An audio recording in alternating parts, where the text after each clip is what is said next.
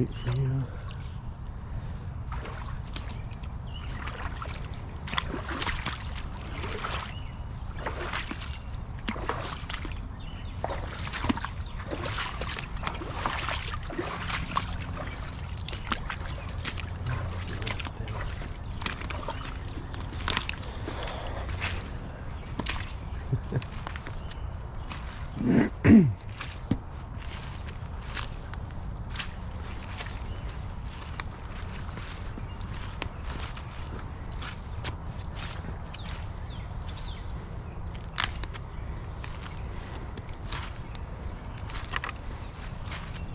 Oh my gosh.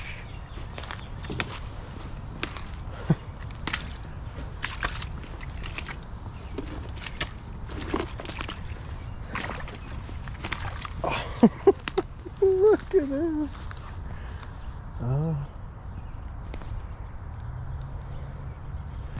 Oh my gosh, I'm gonna be coming out here. Look at that. Oh, that windstorm was gonna be a blessing to me. All that.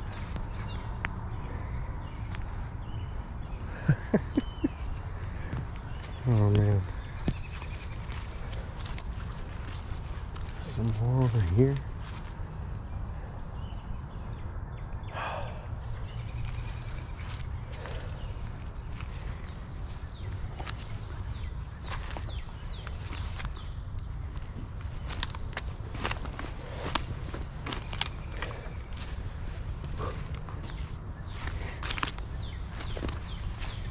Alright, this is what I was looking forward to. Roll my sleeves up.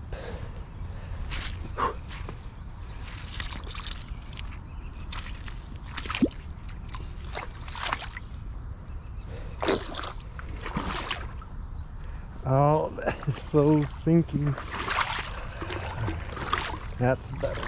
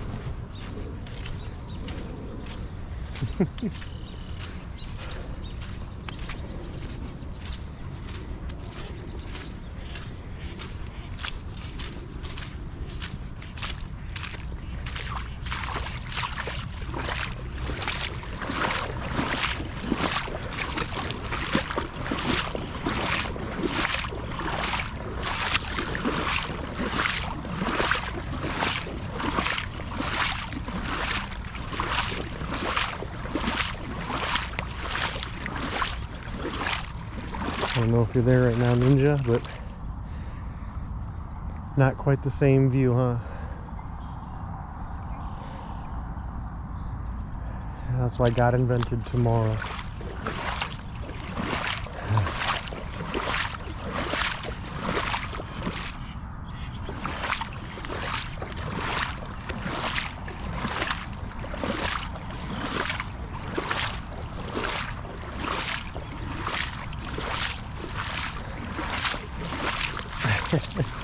I just realized which is something that should be pretty self-evident. But the reason my legs have been so sore is wearing these waders and walking even like in this water offers resistance on top of it being heavy. And I'm talking out loud to myself, but that is kind of funny.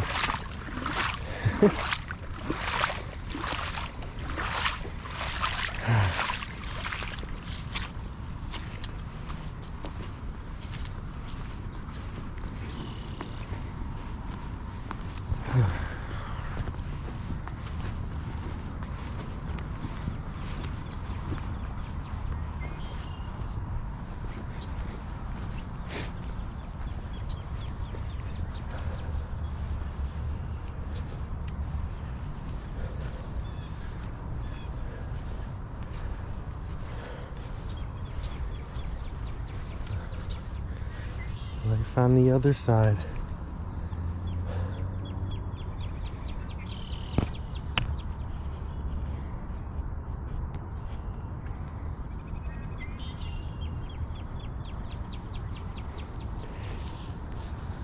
There's a cardinal. And the red-winged blackbirds. The one that trailed off there was the cardinal. And there's the redbird to the right.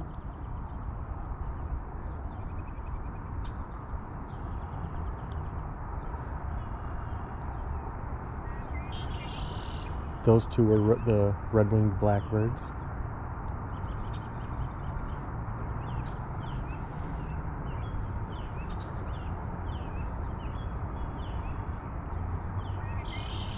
Red-winged blackbirds. The cardinal's kind of prattling on, but not really going into one of his songs. And being shy on live stream, I guess.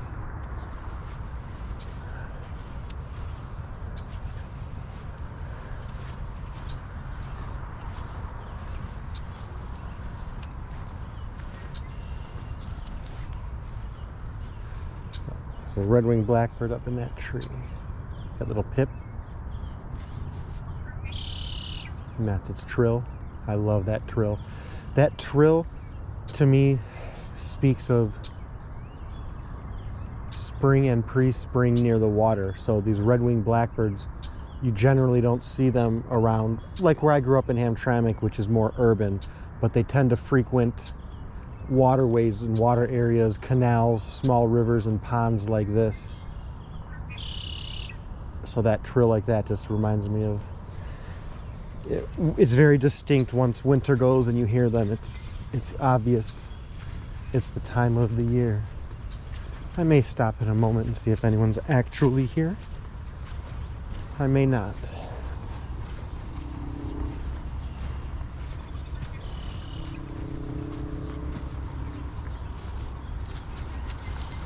It's gonna take one moment. And like I say, just enjoy life from the other side.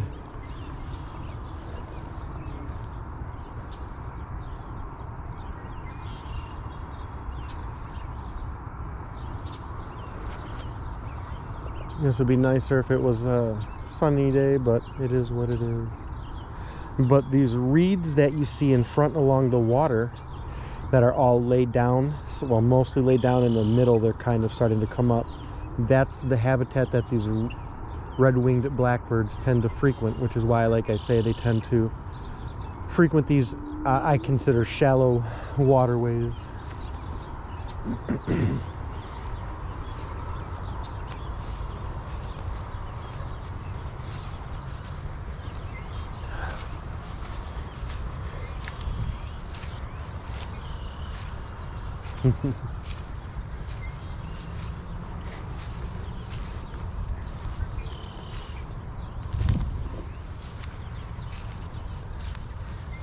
So I'm curious if we have two birds even all singing and vying for attention, is it a strategy to trill first? Or would it be beneficial to, once the other bird starts its trill, to immediately start to cut it off? I'm wondering how that works, because I'm just noticing that obviously the male birds are not singing to each other. They're mating calls. And I hear them immediately going one after another, and I'm curious if they're trying to drown another out or if it's just a coincidence or how that all works. How do red-winged blackbirds speak?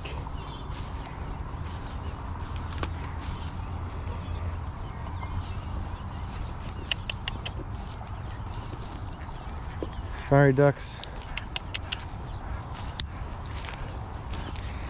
Not sure if I'm comfortable going over in most of these places, so I may have to double back in a moment. In fact, maybe before I do that, I'll stop and check. Some of these places go pretty deep, and I have my cell phone at about belly level in a bag, but still I don't want to even risk getting it in there because I roll natural ones.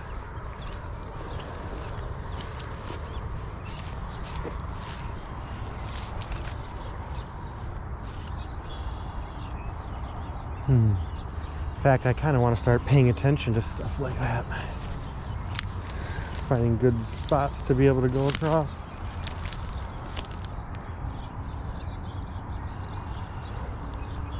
This is where that mink was at. All right. Let's see what's what.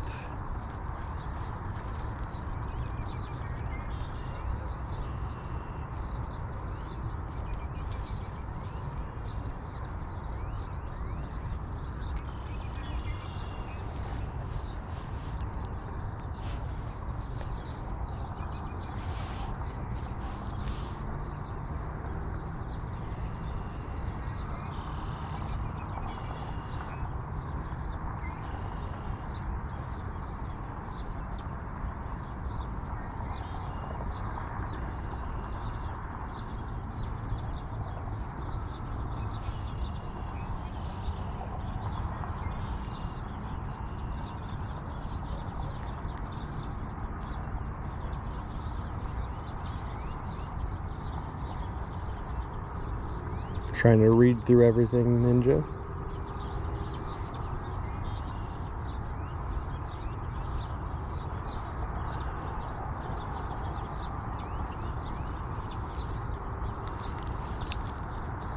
So The Last of Us,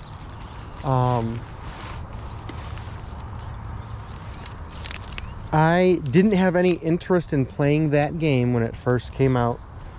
And the reason was, at that time, I had just gotten, I lost interest in linear games and was looking for more open world, sandbox, whatever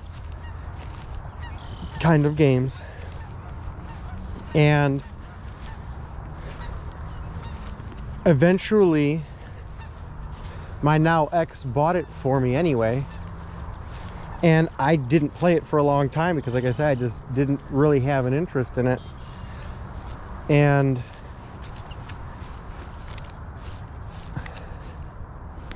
I guess let me say this. I'm assuming you have not and will not play the game. And if anybody in here is not wanting to have anything about The Last of Us video game and possibly movies spoiled, then plug your ears, don't listen, whatever. But since it's just you and I'm going to go on in a moment. But it's very odd walking and trying to be so mindful but talk fluently. My mind is being pulled two ways. So I say I believe multitasking is a myth. You're just doing two things badly and mitigating how badly you're doing it. But The Last of Us, now, okay, so for some context, I had at that time been dealing with what I'll say were repressed issues of PTSD and survivor's guilt,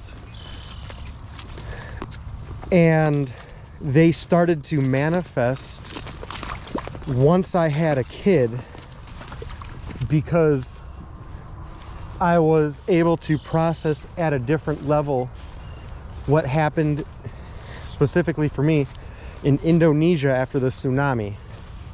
I talked to you about that a little bit, but so it was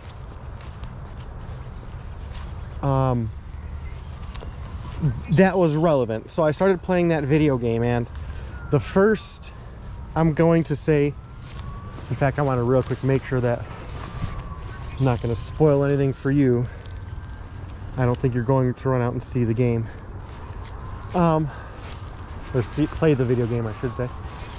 But so the way the game opens up is you actually play the main character, Joel. You play his daughter, and you wake up, and basically it's taking, oh, that's my boot print. I was like, that's a weird print. It's taking place as the zombie apocalypse is starting. Fast forward, he and his brother and then the now daughter are trying to get out of town to flee the apocalypse. And the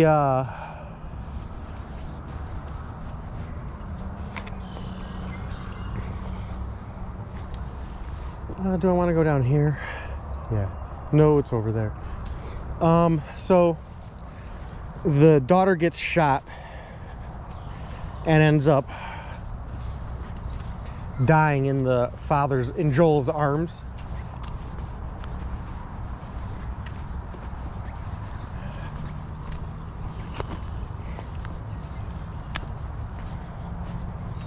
And it just hit me very emotionally based on all that. And it was just I never had a reaction to a video like you were saying about how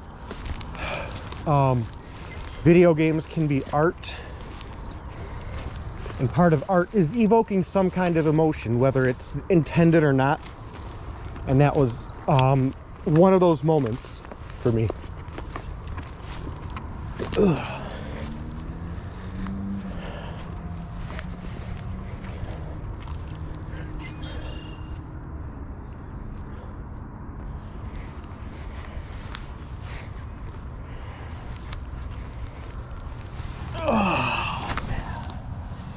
And that one other, I was thinking about this I think it was maybe when you mentioned it, and I was realizing I was gonna have to talk about this whole thing.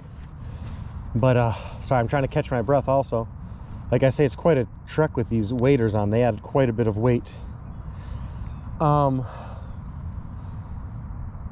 So again, part of it, I don't know, being young, naive, a Marine, and being someone who doesn't have family, to have that kind of perspective, I always used to, and I kind of laugh, but I mean it, and I don't want to say I was looking forward to a zombie apocalypse, but it was something like the egotistical thing, like it'd be interesting or something. And now I'm like, that would just be terrifying because of my kids. it killed that little immature notion, which I just find fascinating to sometimes even think about fictionally. I'm like, man, I can't, that's too weird.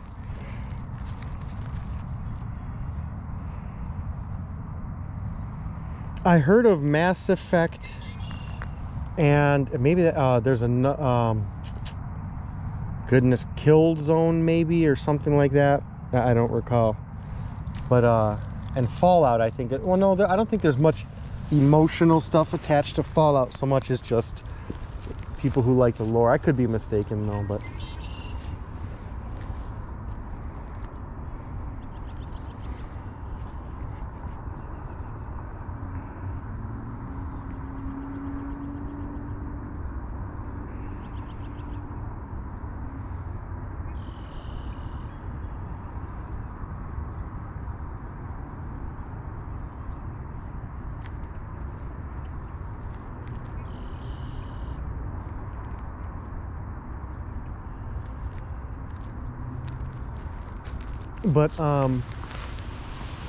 talking about your comment kind of above, take my glasses off now, about The Last of Us being PC'd out and all that. It's already happened where they tried to, well, they made a TV show about it and basically just ruined it the same way they did with like X-Men and the Marvel stuff. And I had no, they seemed to, again, between that and then The Last of Us 2, they just seemed intent on saying we don't want people who enjoyed the original game to be able to have access to what they enjoyed anymore. And I just lost interest.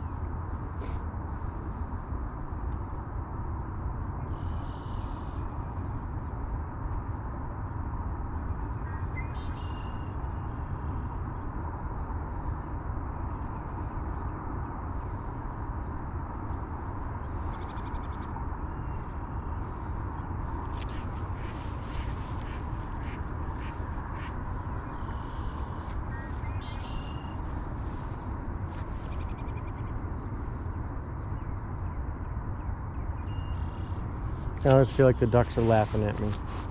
And sometimes they probably are.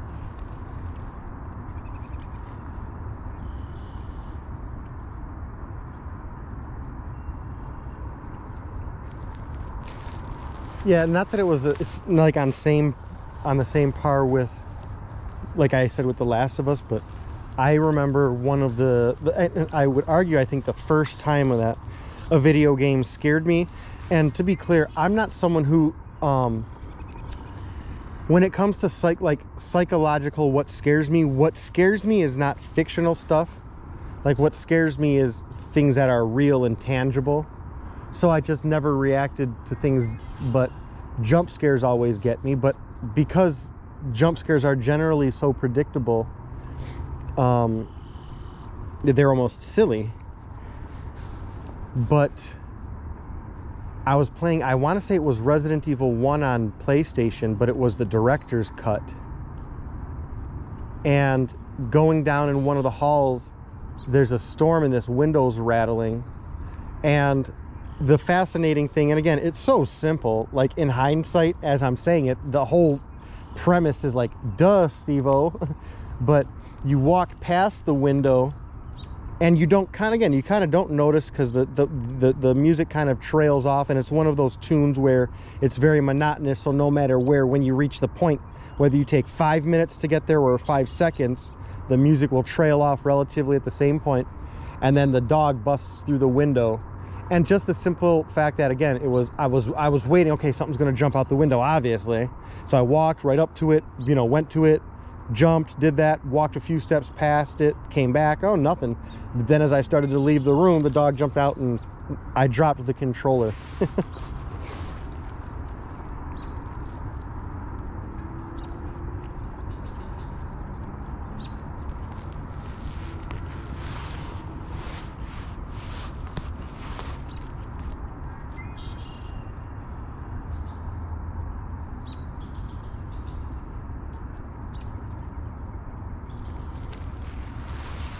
Yeah, it's a sad reality that, I mean, in every aspect of life, piracy or illegal use or corruption or overhead, whatever, there's loss in everything.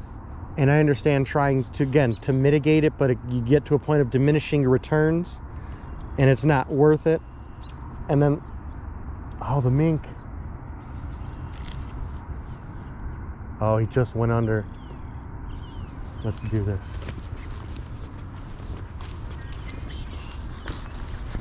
Get my glasses on.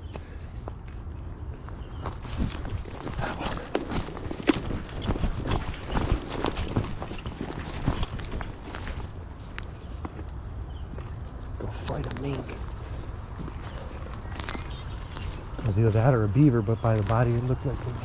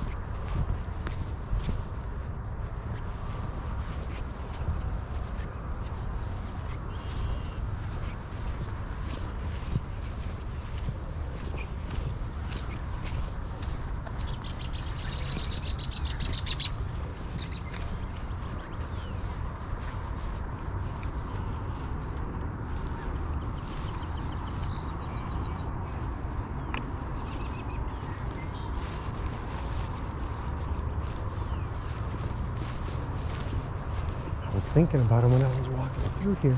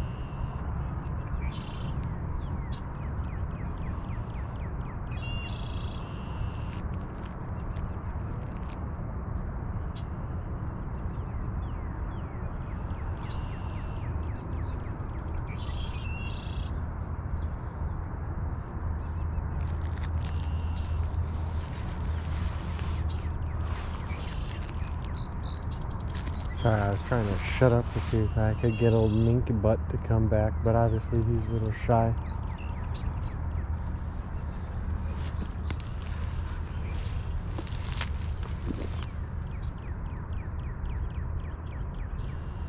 Yeah, I gotta head back.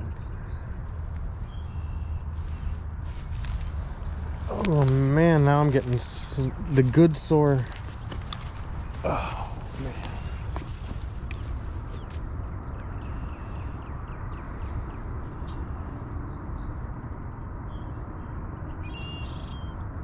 I think I'm gonna go walk around there, but on the other side and see, because there were some either ducks or maybe the mink playing. I could see the water being disrupted up ahead to the right, where the water kind of banks around to the right.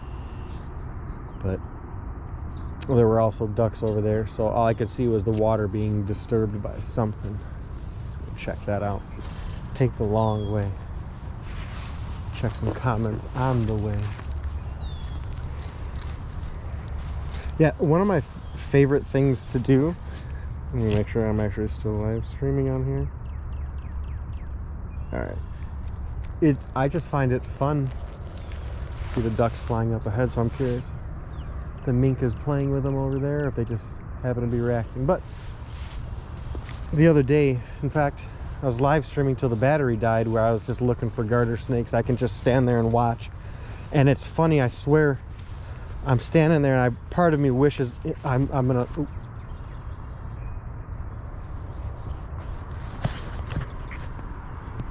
You probably cannot see all those 1, 2, 3, 4, 5 deer. I gotta hold this up off my chest. Sorry guys, I hate disturbing you. I really do. I'm gonna try and just walk my own way and see. No. Oh man.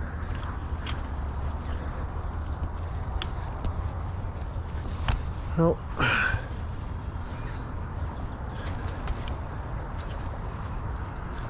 Not very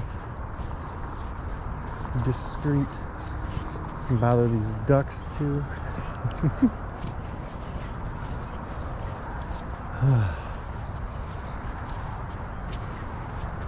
The life of an accidental apex predator. I didn't choose the apex predator life. Apparently the apex predator life chose me.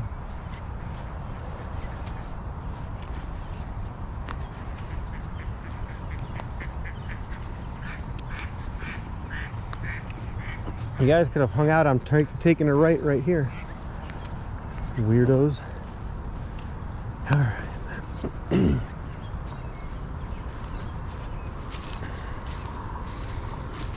Ooh, that was almost my ankle rolling.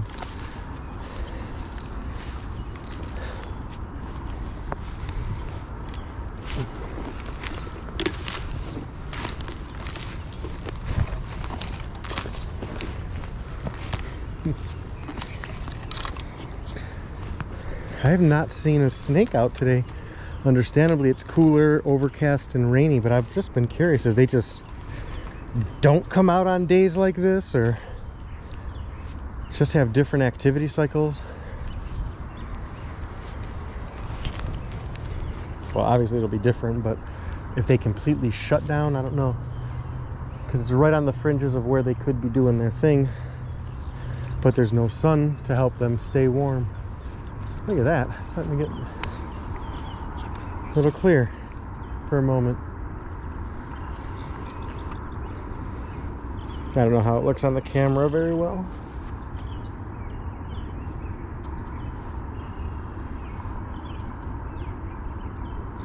But the other day, in fact, I think next warm day, I'm gonna come out here and just set a camera right here. And I want to say at least 3 or 4 garters just come right by here, come behind that log. Another one came right up in this little trail. Let me see on the camera. Down here, went up to that tree right over here, just looking at me, stopping, sticking their tongue out at me, and I wrangled them up. Put them all back because it's just catch and release. You can't keep them as pets here in Michigan unless you have a either license or permit or whatever, and I don't. But I'm interested in catching a Butler's garter snake and filming it because they're more rare here, and they're actually, from what I don't know the verbiage, protected or something more so than regular garter snakes, but I want to film them because they look a little cooler. And if I can find enough of them, several for example, I may want to apply for a permit to see if I can raise them, do a captive bred thing. I don't know how that all works, and I would have to look into it. But if I don't see any Butlers, then there's no reason. Well, maybe I should do it proactively. I don't know. I've seen one, but have not been able to get it in hand to film.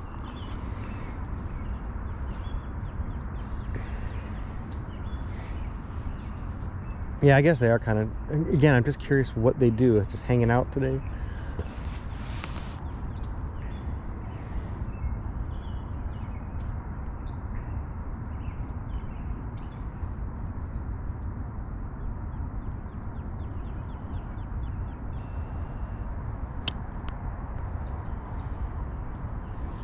Anyway, let's check that out. That's looking pretty nice.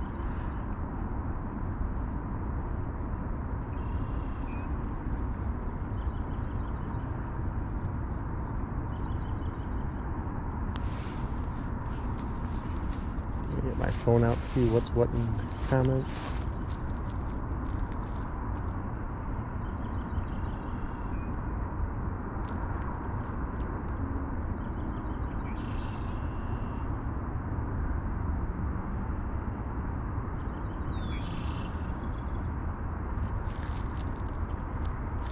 So when it's warmer out, meaning this is what I'm going to assume, when it's kind of staying around high 60s and low 70s or above overnight, I would assume they're safe to stay out overnight.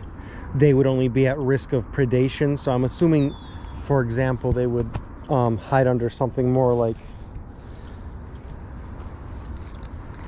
that kind of stuff, just for the night. Things that are semi-permanent, meaning, you know, something's not just going to come, flip it, look for food. And I mean, if it's a bigger thing that whatever is would have to get up and move, and then obviously when they feel that shaking, they do what they do in terms of fleeing.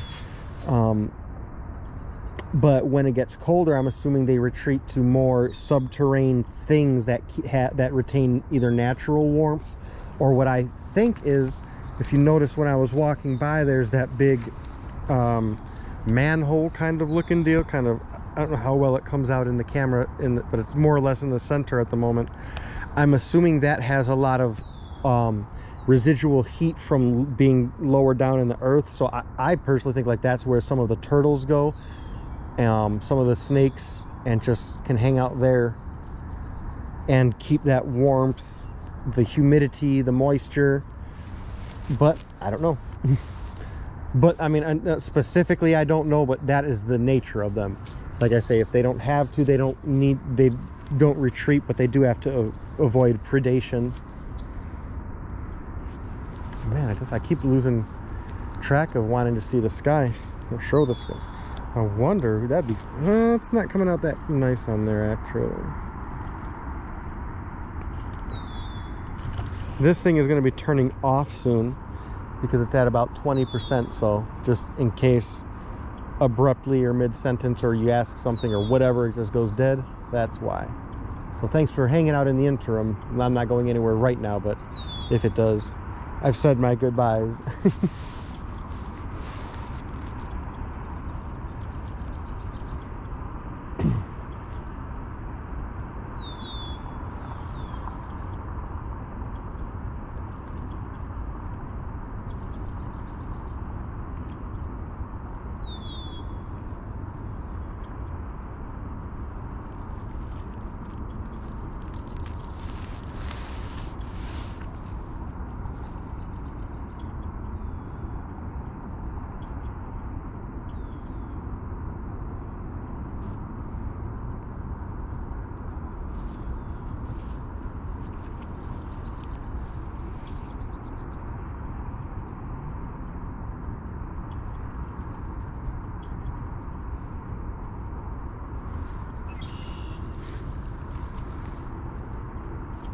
It's almost, I don't know how well it is looking, but you can almost see it turning pink. I really kind of want to go set a stationary camera up and see if I can catch that.